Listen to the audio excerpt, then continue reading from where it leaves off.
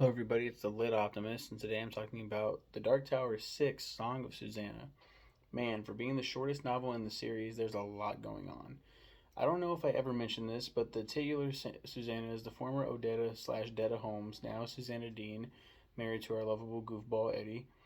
It's revealed that she's possessed at the end of the last novel by a demon named Mia, and now she must do battle with her within herself. Meanwhile, the other members of the quartet get separated from each other. Susannah Mia is with Jake and Father Callahan, the two of them attempting to save her. Roland and Eddie find themselves in May 1977, with their mission being the purchase of a vacant lot that's very important to their stories. While in Maine, they run into a very familiar but still unknown face. Jesus, so much happens in this one. I liked it, but felt like they jumped the shark big time. It gets crazier, so strap in. Thanks go to Natalie Titus for requesting this novel. That was my wife dropping off the computer, the big desktop. Um, yeah, I felt like they jumped the shark big time in this one. The last one, Woes of the Kala, has the big groundbreaking revelation of Salem's Lot. Father Callahan finds out that he's a character, like he's a character in this book. What does this mean? What is this? What does all of this mean? And they talk about maybe meeting this Stephen King guy. And you're reading this book and you're like, are they going to do it? And they fucking end up. It's a great moment for Roland and Eddie to confront their creator, so to speak, their god, basically. Stephen King. Stephen King is writing himself. Stephen King also had an addiction at this point, like with pills or some shit, and I think or alcoholism. It's one of those, or maybe both. I don't know.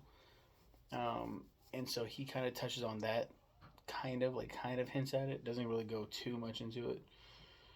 Paint himself as some kind of martyr. He can't get back. He's like, you look familiar, and he's like, you remind me of some characters that I'm trying to get back to writing about, and they like encourage him, please write, like please continue the story, because they know that their story doesn't continue if he doesn't write it. At the end of this novel, Susannah does get rid of Mia. She gives birth. Forgot about that. My next review is very vague. Can't wait to get into more spoiler territory because it is a really good um, conversation to be had. Um, he in this novel, at the end of it, Stephen King dies. He gets.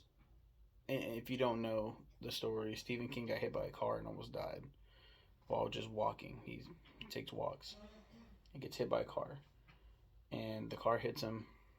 And in this universe, he's dead. He died. He got hit by the car. He's fucking dead forever. Um, and with that being said, how does the series keep going if Stephen King died? Like, this doesn't make sense. Like, what's going on? And I thought this is a very smart way to go about it. Killing yourself off in this universe shows that, okay, this Stephen King is not the same Stephen King that we know. But it also begs a lot of questions. Like, wait, okay, so what does that mean? Like, he's supposed to. It's a paradoxical situation that they find themselves in. Like, how are they going to continue the story without the writer, without the creator, without God? How do you keep going? And it's really fascinating to me. Song of Susannah, um, very short read. Um,